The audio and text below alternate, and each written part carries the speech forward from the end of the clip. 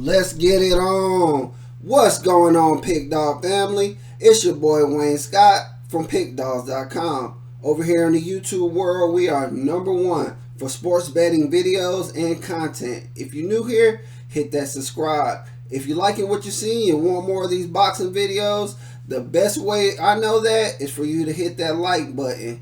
We're here with my series, Straight to the Punch, where I go over former cards, future cards, and what you guys are here for, boxing predictions and bets. So we're going to go over last week's card, man. Overall, we did profit. We lost on my best bet on that card, which was Ugas over Barrios. I hinted that Barrios was looking pretty solid in the weigh-ins. He is a full-fledged welterweight at 147. Snappy jazz, good combo. Still lacking a little bit of defense, but he got the job done. He dropped Ugas and made Ugas look like a shell of himself. I'm not sure where Ugas can really come back from here. Maybe fight a couple lesser opponents, build himself back up. He's getting a little older in age, but straight to it, man. Ugas got whooped up pretty bad that one, and we lost a unit in that one. On to the next fight, Ramos versus Lubin. I had Lubin plus 340, and I also told you guys take Lubin via decision plus 800. Right there made $1,200 if you put $100 on each one of them bets. If you did what I did, I put 100 on the money line plus 340, put 50 on them to win via decision. I came out very well. A lot of people, that was a questionable judgment at the end. A lot of people were feeling like Ramos possibly got robbed, but he took his foot off the gas, man. And we seen sometimes when you take your foot off the gas, a guy's throwing good jabs, good combinations, staying on his bite, boxing, which is hitting and not getting hit. The judges may see that better than we see that. Going to the last fight, it was very, very underwhelming. I definitely thought we were going to get a way better fight than that. Canelo, straight power, showed that there was levels, had Charlo on his bike. Charlo displayed good defense, but there was no offensive output from Charlo. He was more worried about getting knocked out. He was there for the bag, calling a spade a spade. And yeah, man, he got whooped, and that definitely was not the fight we wanted to see. All in all, good, successful card. In these two boxing videos, we are definitely plus money, and we're looking to continue to keep rolling. In this card right here, we have a banger coming up this weekend with Gilberto, Zurdo, Ramirez over Joe Smith Jr. That'll be October 7th, 2023, 8 p.m. start time. It'll be on DAZN Streaming Company. If you're going there live, it'll be in Las Vegas, Chelsea Ballroom.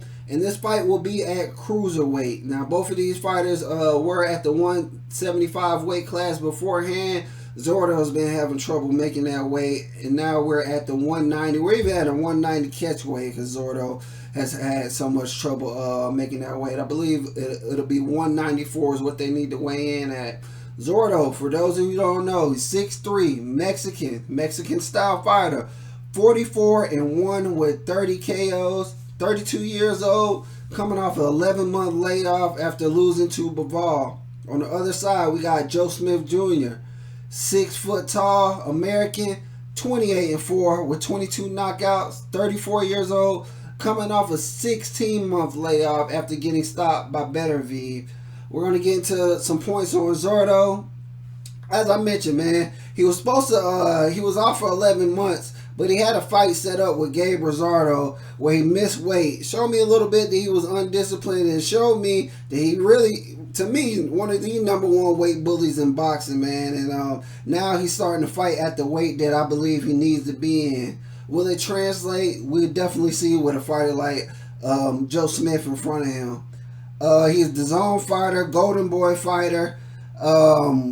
So that means if it comes down to decision, you gotta lean his way, man. That's just how boxing is. These guys, they want the person they're promoting to win the fight. It is what it is, man. I would like for it to be a fair fight, but honestly, if it comes down to a close decision, it's gonna edge to Zurdo.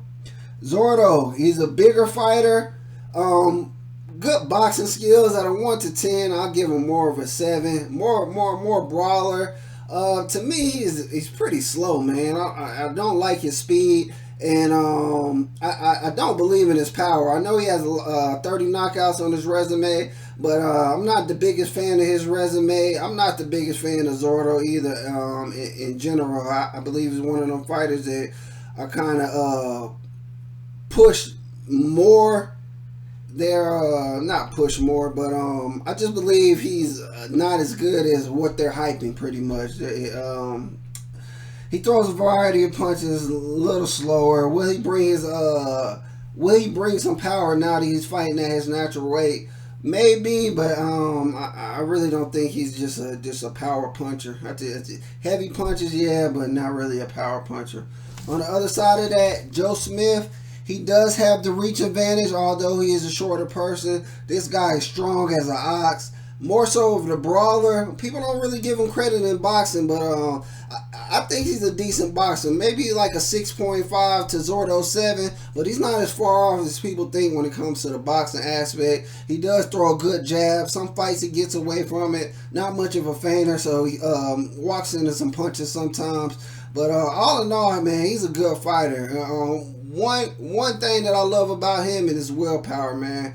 This guy is not somebody who's going to go down fast. I know a lot of people seen him in that Better Be fight. No excuses. I believe some of them shots were kind of behind the head and just caught him off the guard, taking his equilibrium off. And Better Be has stopped everybody he's fought. So you can't really take much from that. But I would say this, both of these guys fought Bivol. Joe Smith Jr. fought Bivol earlier. Joe Smith Jr. got dominated by Bivol like Zurdo did, but he didn't get dominated as bad as Zurdo in my eyes. And to me, he made adjustments later on that fight. He still lost, but he was catching Bivol. He even hurt Bivol a little bit in one round. In no way, shape, or form did Zurdo cause any stress to Bivol. Hurt him, nothing. Bivol was on his ass the whole fight. So with this fight right here, man, with Joe Smith Jr. coming in at the underdog price, one thing about boxing, man, you want to shop in sports betting, period. You want to shop around for the best line, man. That'll help you out long term. We've seen numbers on Zurdo as low as 220 and as high as 450. We've seen numbers as a 450 favorite. We've seen dog numbers on Joe Smith Jr. as low as plus 165 to as high as 300. If you can get Joe Smith Jr.